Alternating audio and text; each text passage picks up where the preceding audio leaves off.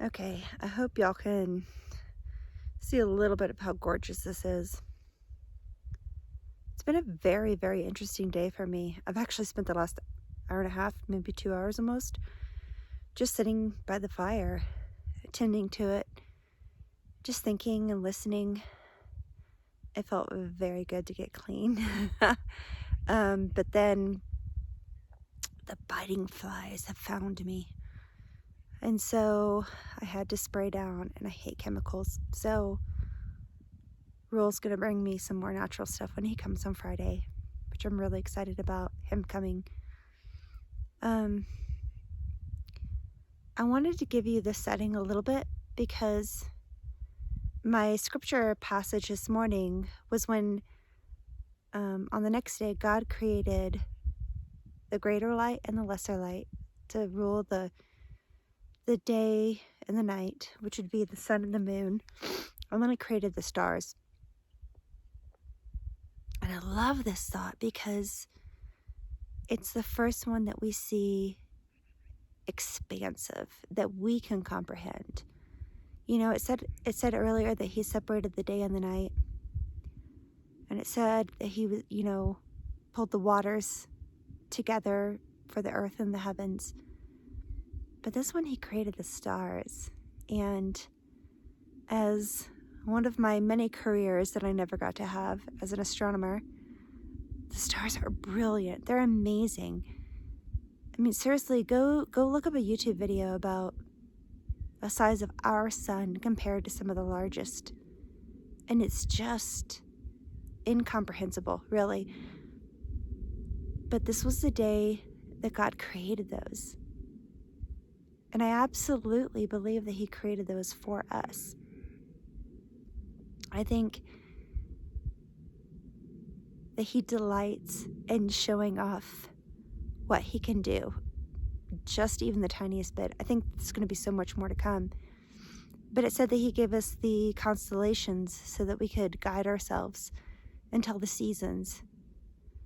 And there's some constellations that I love. I remember one of my favorite childhood memories was my grandma taking my cousin Susie and I up on the roof of her flat top house in Florida and teaching us about the stars. So we'd go up to Pennsylvania where they had some property, and we would lay out there and watch the stars. I remember the first time I saw a meteor laying there with Grandma, and I remember her teaching us about the constellations, the Northern Cross, Cassiopeia. For some reason, Cassiopeia has been one of my favorites, and I don't know why, but I love Cassiopeia.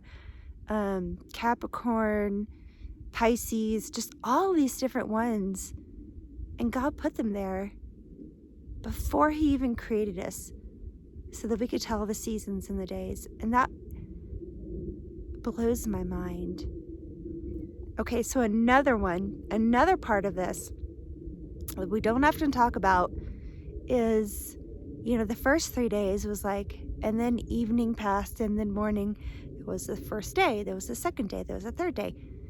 And then the sun and the moon was created. So what constituted the sun and the moon before that, or even just the sun? What constituted a day and a night? And there's a lot of theories out there. Some of them are really interesting. Some of them I think are a little bit off, probably reaching too hard to find some sort of unique conclusion. But the point is that God is timeless. And whether you believe in a creation that was 7 days exactly, or whether it was over millions of years, it doesn't matter to me, honestly. I know that God is God and that he created those things. I was also reading in Romans today, Romans 1, it talks about we know him through his creation. No one has an excuse.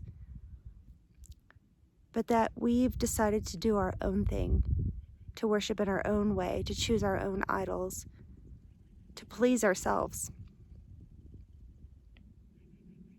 And that really makes me sad.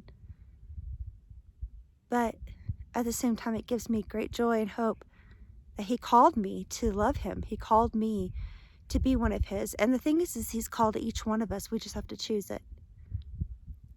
So sitting there watching the fire tonight and tending to it, I realized this is just one of the lives that I could have chosen. I could have been that pioneer woman out there, living in the crazy spots and killing my food and growing my own garden if I wasn't allergic to it. I could have been one of those people, and I think God would have given me that choice. But I've chosen to honor him and to follow him and to glorify his name to other people because of the amazing things he's done. If you know him, then you know what I'm talking about. And you know that choosing him is so worth it. But if you don't know God, if you don't know who Jesus Christ really is, ask somebody. Ask somebody who you see living it. Not somebody who goes to church necessarily. They may go to church. They probably do. But they don't do the churchy thing. I was so tired today. I was so tired. I remember thinking I was just going to go ahead and go to bed. But it's a clear night. Well, the rest of it, you can see a few clouds. It's a clear night.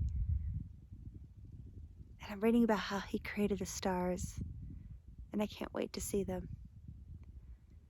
I hope that someday you're able to appreciate his creation.